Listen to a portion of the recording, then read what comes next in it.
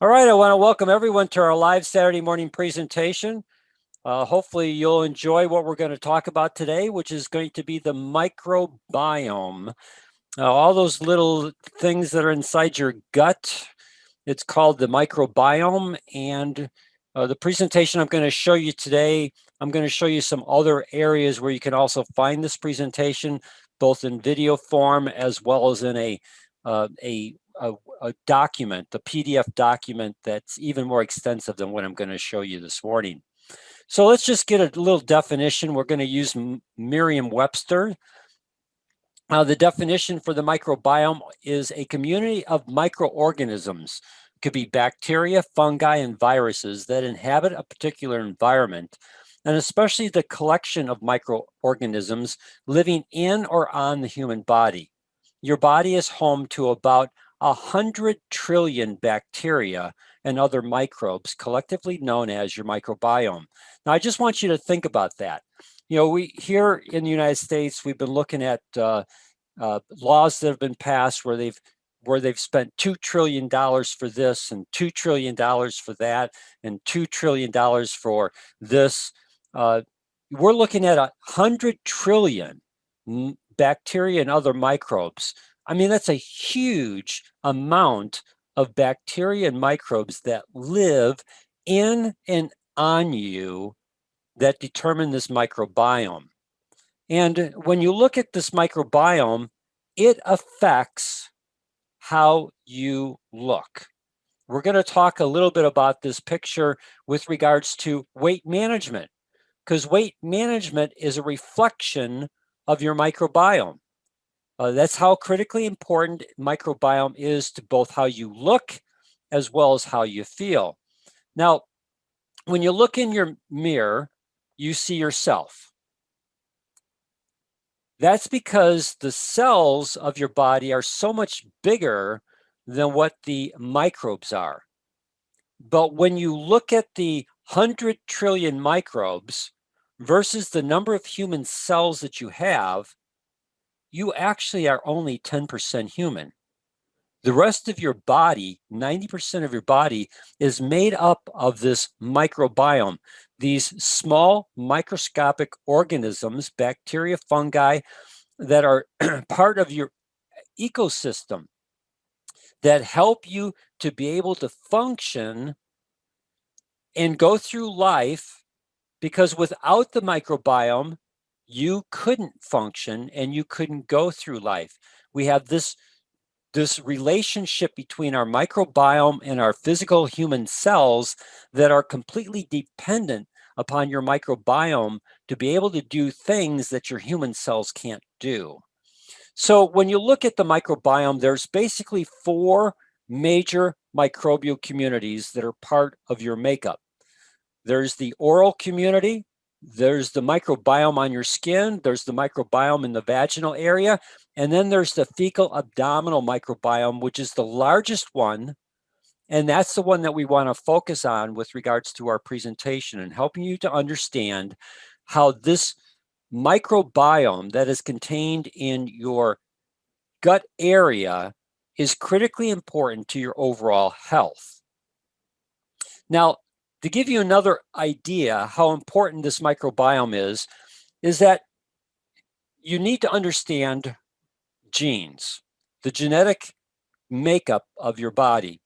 And you know, it's kind of fascinating, some of the stuff that's going on here in the United States with regards to the COVID-19 virus and where its origin came from.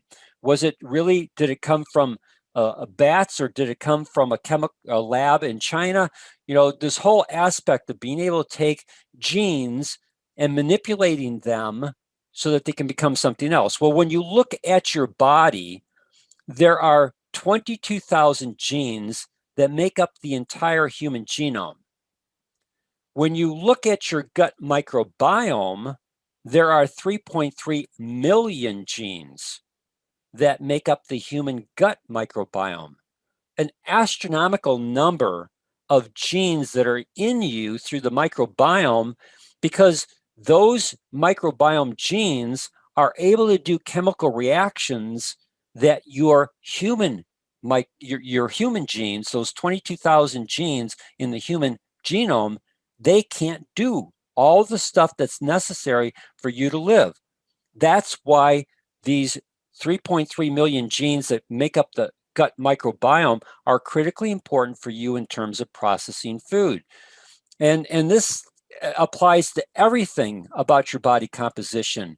It applies to whether you're lean or fat. And the reason why I want to bring this up is a lot of people who go through life, they blame, let me reduce this a little bit, they blame their being overweight because of either lack of willpower or their genetic makeup predispositions them towards being fat.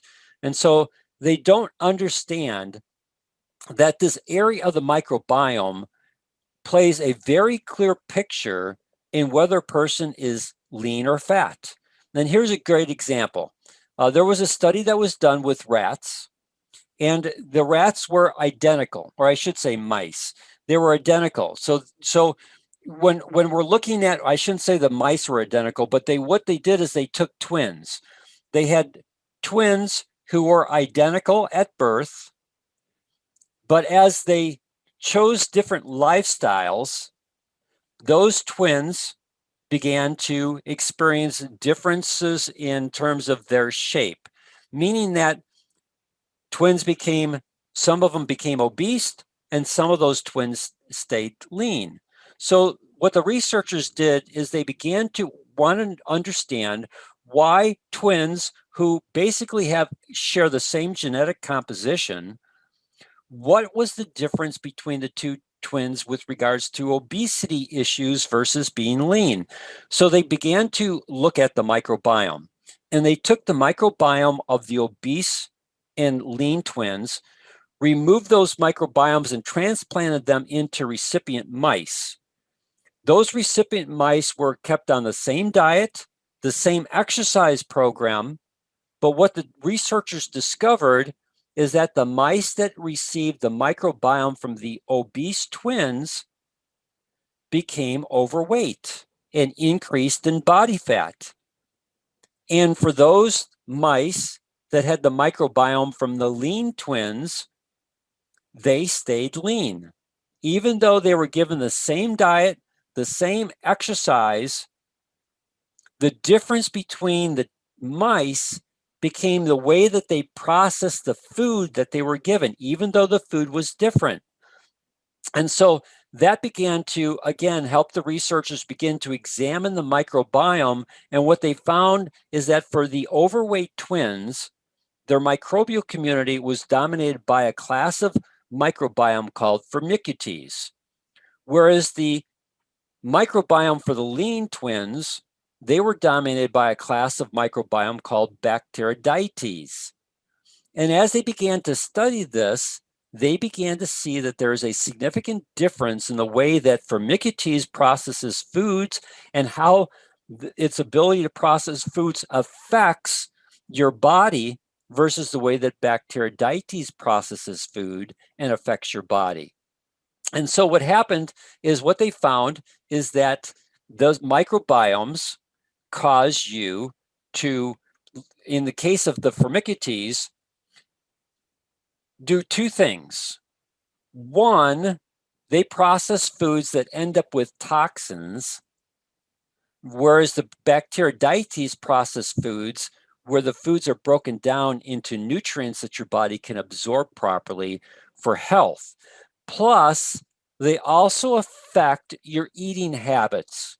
Now, even though the mice were controlled in the food that they ate, what happens in normal life, that if your body is dominated by Firmicutes, they're going to dominate your food selection. And that food selection is going to be foods that are going to benefit the Firmicutes, but not benefit you. So it leans towards carbohydrates. It leans towards sugars.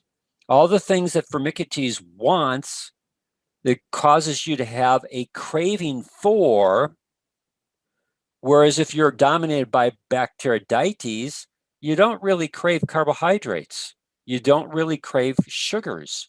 And so what happens is this whole aspect of cravings begins to completely disappear when you begin to change the microbiome of your gut health. Now, some of these things, as I go through this, you can see that vegetable oils, processed foods, animal protein, sugar, processed carbohydrates, and stress, they all favor the growth and dominance of Firmicutes. Well, what do you find prevalent in our world today, at least here in the United States? You know, my background is exercise physiology.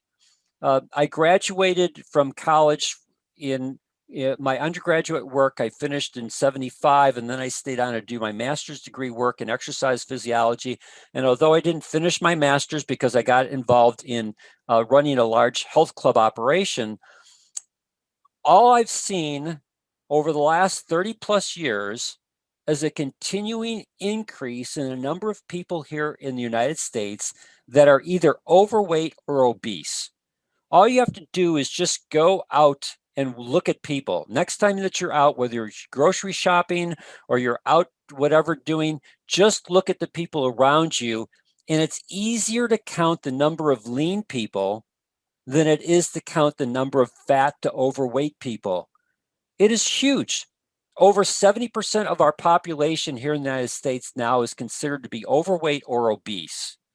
And when you look at their food choices, vegetable oils, processed foods, animal protein, sugar, processed carbohydrates, that is the predominant diet here in the United States.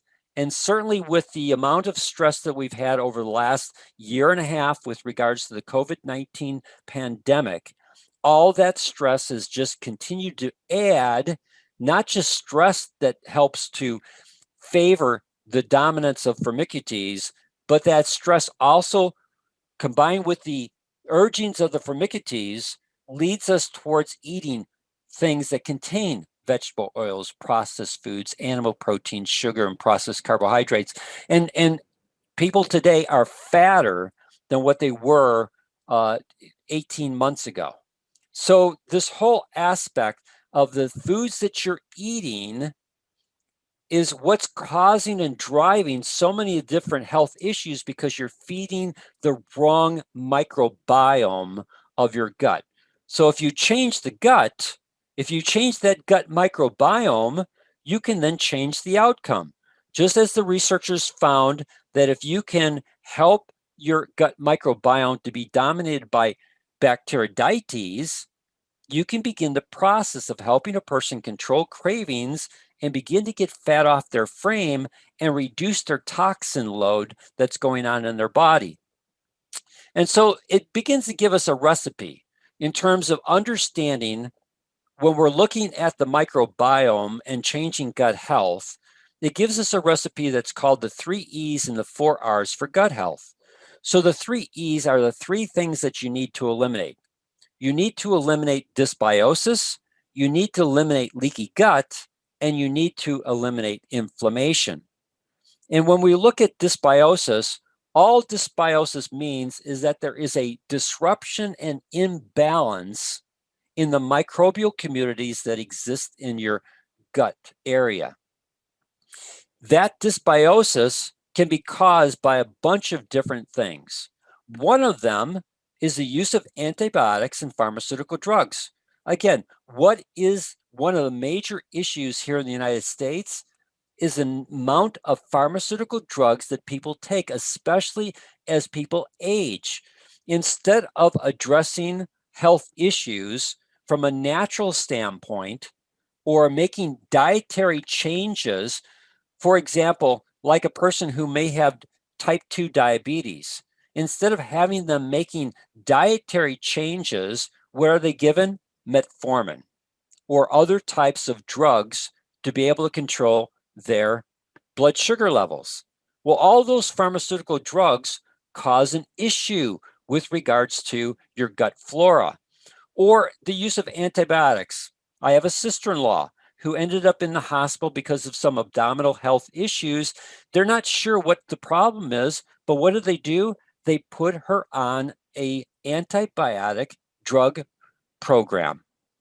Well, those antibiotics are going to kill the good bacteria as well as the bad bacteria that's in her abdominal cavity. The problem is that once she has gone through the antibiotic program, given the food choices that she makes, she is going to quickly recolonize that abdominal cavity with the bad bacteria and all the different health issues that bad bacteria that can create.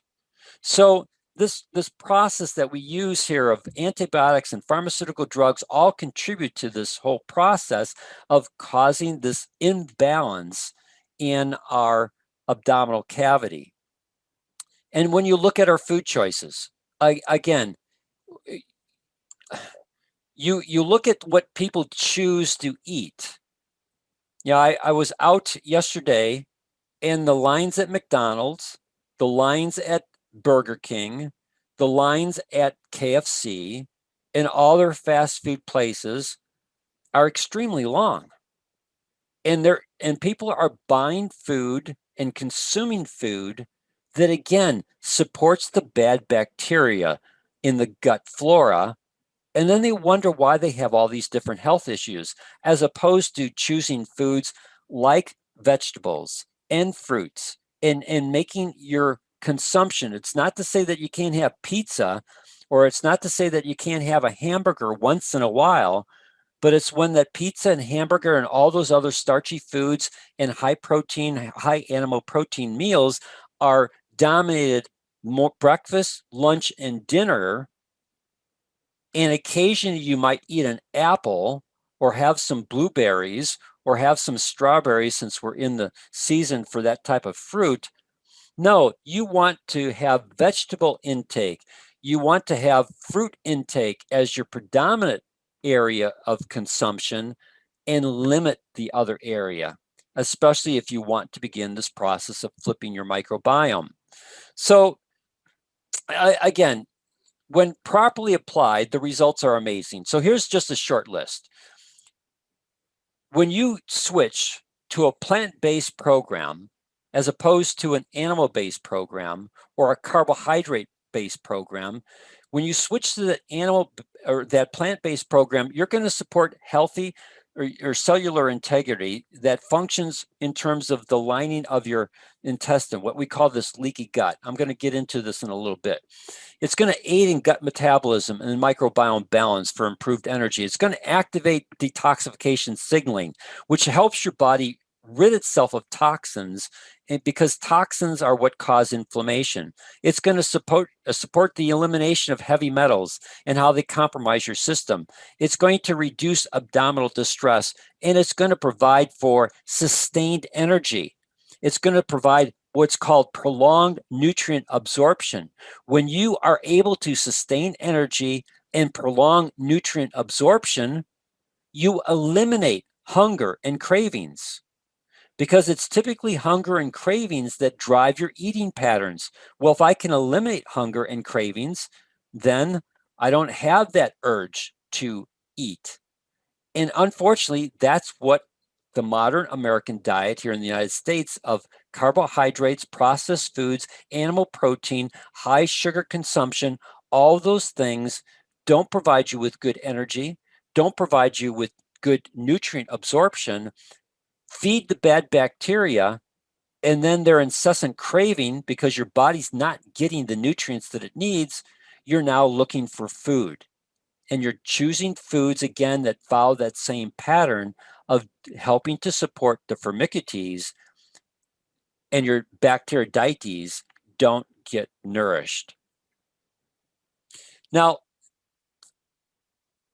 it's important to understand this thing called metabolic dysfunction. So what happens when you choose foods that support Firmicutes and bad bacteria? When they process those foods, because you could not process those foods without that bacteria, what happens is you create a high level of toxins within the abdominal cavity. Those toxins begin to erode the lining of the small intestine, becomes what we call leaky gut.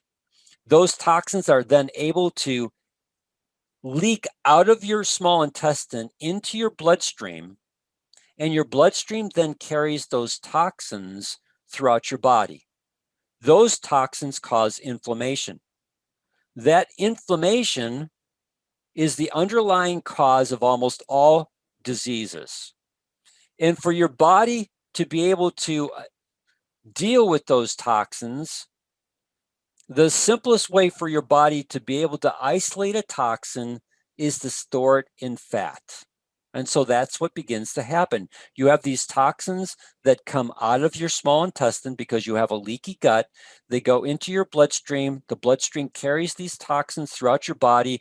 Your body reacts to them. Your immune system reacts to them. Inflammation is created. And so what the body does is the body begins to take those toxins and store them into fat cells.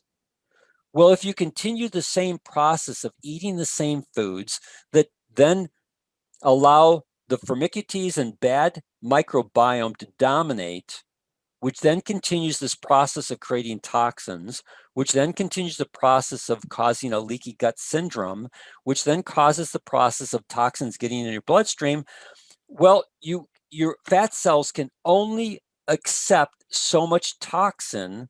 So what happens is the body begins to add to the size of the fat cells, so it can absorb more and more toxins.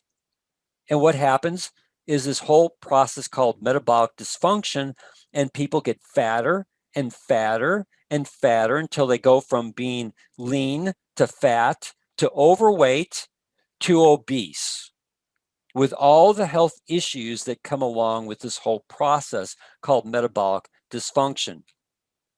Again, we come back to this whole thing. If you fix the gut, you can fix the problem. And one of the problems is what we call a leaky gut. As you can see by this image, on the left-hand side, your small intestine of your abdominal cavity is designed to be able to absorb nutrients and move those nutrients from the small intestine into the bloodstream. The cells that are part of that lining are put together in what are called tight junctions, meaning that those cells are so close to each other that there's really no room between the cells, so that everything has to pass through the cell. So the nutrients have to go from the small intestine through the cell, then into the bloodstream. So it acts as a filter. It keeps the toxins out, it keeps the bad things out of your bloodstream, and only allows the nutrients that your body needs to enter the bloodstream. But when your diet causes toxins that are created by the bad bacteria, those toxins begin to erode the lining of your small intestine. And so what happens is there become spaces between the cells, and those spaces are what we call a leaky gut.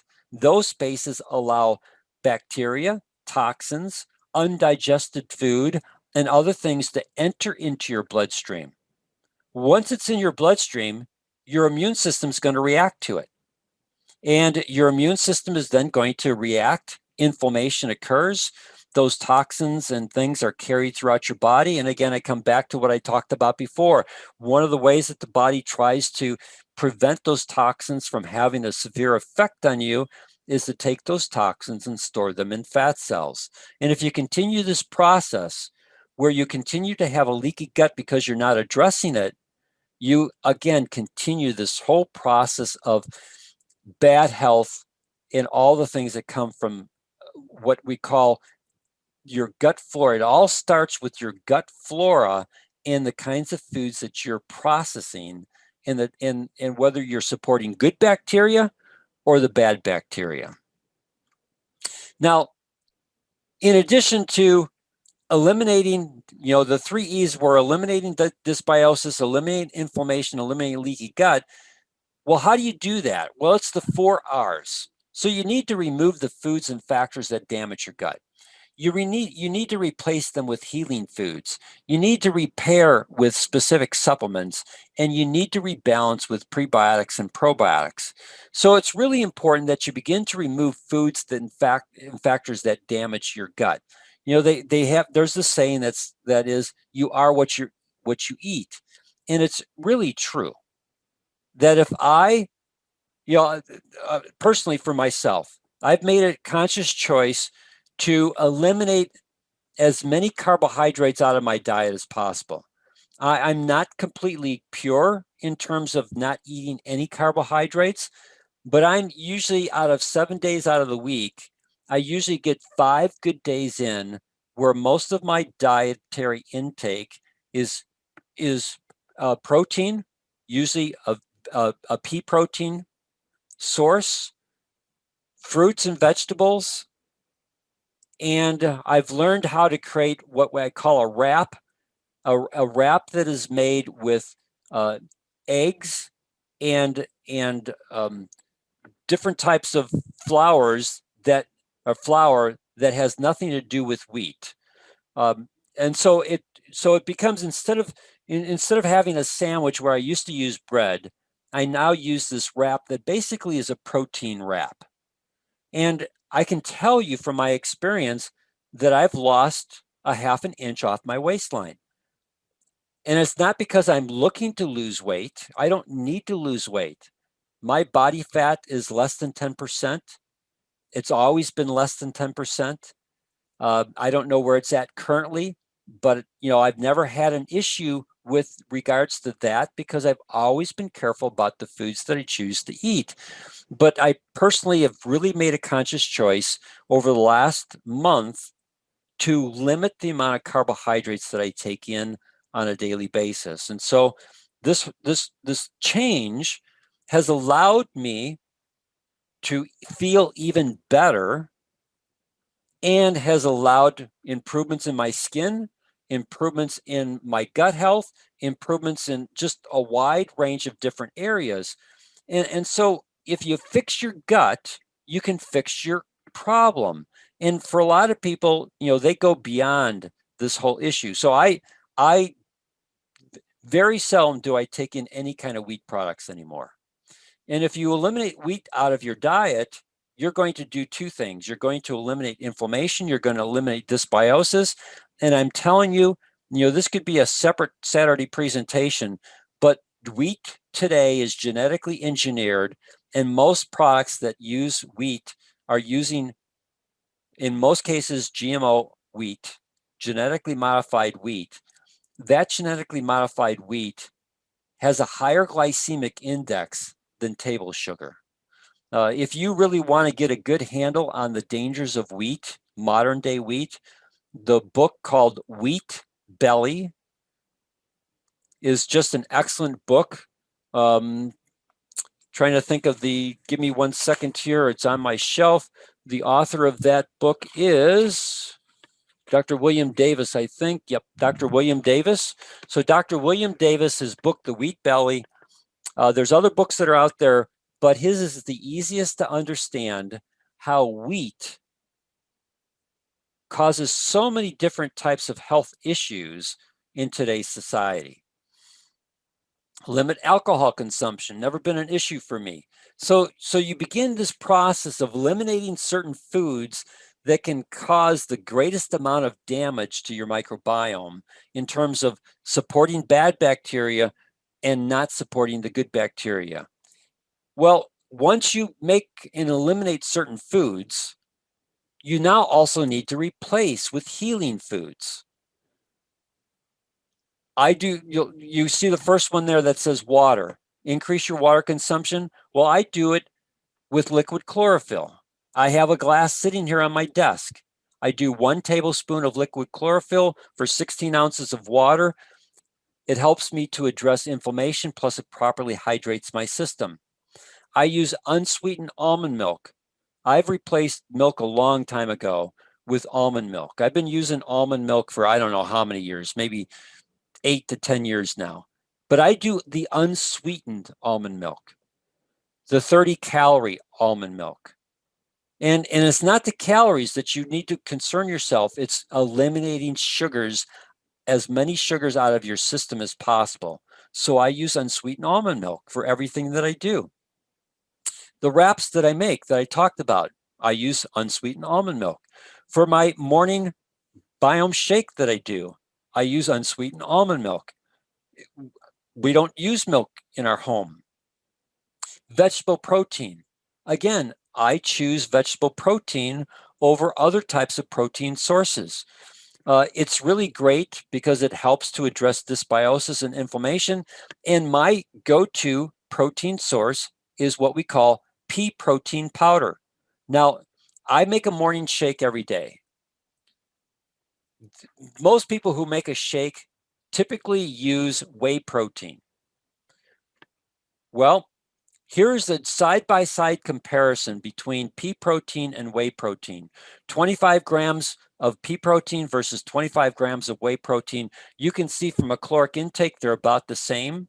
From a carb intake, they're about the same. From a protein intake, they're the same in terms of the amount of protein that you're getting. And then from a fat intake, the pea protein's a little bit higher in fat, but it's a healthy fat. Healthy fats are good for you because healthy fats will extend the amount of time before you get hungry. Plus, healthy fats will support the good bacteria that you want in your abdominal cavity. So just because it's got a little higher fat content doesn't mean that it's bad for you. As long as that fat is the right type of fat, it actually supports the proper microbiome in your gut flora that you want and extends your ability to not get hungry because you're doing a better job processing foods through the good bacteria for the nutrients that you want. But we're all on this call. We all understand the importance of L-arginine in the creation of nitric oxide. And as you can see, pea protein contains 3 times more L-arginine than whey protein.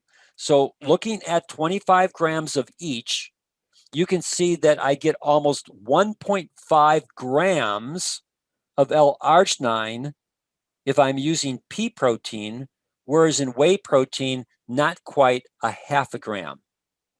So 3 times more L-arginine comes into my system from pea protein, and L-arginine fuels 7 different metabolic processes in your body, one of them being the creation of nitric oxide, which improves vascular health. So not only is pea protein better for me, but it also helps to improve my cardiovascular system. You also want to replace with healing foods like omega-3 fats. I use an omega-3 supplement every day. Fermented foods. I really don't get into fermented foods, but there's a lot of people that like Greek yogurt and kefir and sauerkraut, pickles. Great. Consume as much as you want because fermented foods will help address that dysbiosis and reduce inflammation. Flaxseed powder. I use a flax, I use what are called flax whole lignans, which again help to address inflammation and dysbiosis. Vegetables, incorporate spinach. Every day I have spinach, either in my shake or in a meal.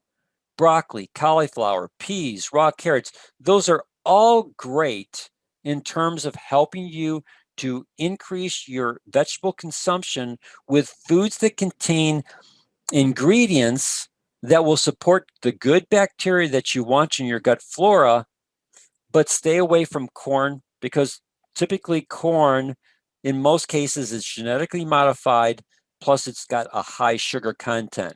So that would be the one vegetable that you would want to stay away from. And then you want to repair with specific supplements. Now, there's a lot of supplements that you can use. These are the 4 best in terms of helping you to quickly flip your gut microbiome from the bad bacteria to the good bacteria. So if you're going to look at supplements, you want to make sure that these 4 supplements are the ones that you're choosing. The first one is always going to be L-glutamine. That supplement, L-glutamine, is critically important because 1, it addresses inflammation, Secondly, it addresses leaky gut because L-glutamine helps the body to reform those cells so that you can begin to heal that leaky gut, because you're doing a better job providing those cells with the nutrient that it needs in L-glutamine to be able to replicate and close those gaps with healthy cells instead of cells that have been affected through inflammation. And again, it's going to address dysbiosis. And the other thing, the reason why L-glutamine becomes really important is because L-glutamine improves the ratio of good bacteria, those Bacteroidetes, to the bad bacteria, Firmicutes. So L-glutamine is going to support Bacteroidetes in its growth so that they can begin to dominate your gut microbiome, which will then aid in weight management. Magnesium is critically important. If you're not consuming something that's got magnesium in it, you really need to start doing that. That mineral is going to address inflammation, leaky gut, dysbiosis. It's required for the function of hundreds of enzymes in your gut. That without magnesium, that gut flora, even though you have the enzymes from the good gut flora that you want, if you don't have the magnesium, then those enzymes can't work properly. If you have the magnesium, then those enzymes work properly, which improves digestion, regularity, energy production. Zinc is also another mineral that you need to make sure that you're incorporating into your diet. Again, it addresses dysbiosis. It again fuels over 300 different enzymatic processes or pathways. So it's absolutely critical in terms of your gut microbiome. And then there's a thing called Barrage Oil. That nutrient by itself addresses inflammation, and helps you to remove inflammation out of your gut microbiome, because inflammation is just a critical component in this process of causing leaky gut. And then when it comes to replacing, you want to use prebiotics with probiotics. And a prebiotic is a nutrient that helps a probiotic grow faster. So for example, there's a, let me get down here because we're running out of time. There's a prebiotic called inulin. If you're looking at a prebiotic, this is always the first choice, because this prebiotic is going to protect your probiotic as it goes through your stomach. And the stomach acids will destroy most probiotics unless they have some type of gel-like covering to protect them. So by combining with inulin, the inulin then begins to create this gel-like substance that can then protect the probiotic so that more of it gets through your stomach and the stomach acids to get into your small intestine. Then once in the small intestine, your probiotic now has a food source in inulin that can start immediately consuming, so you can get faster colonization of the good bacteria that you want. Now, when it comes to probiotics, there are a lot of probiotics out in the marketplace. But if you want to quickly recolonize your gut microbiome, the best one for that is what's called Bacillus coagulans. It is a spore-forming probiotic, meaning that most spore-forming substances are typically dangerous to your body or can cause health issues. This is a spore-forming probiotic that does not. And because it's a spore, it's actually protected as it goes through the stomach acids. And then when it hits the intestinal area, the small intestine, it can then germinate because it's a spore. The environment is right for its germination. And if you combine it again with inulin, then you're going to have that spore germinate in the small intestine where it's supposed to. It's a good probiotic And so it's a good bacteria, and that spore, as it germinates, needs a food source. And if you provide it with the inulin, you're going to find that it can quickly recolonize your small intestine.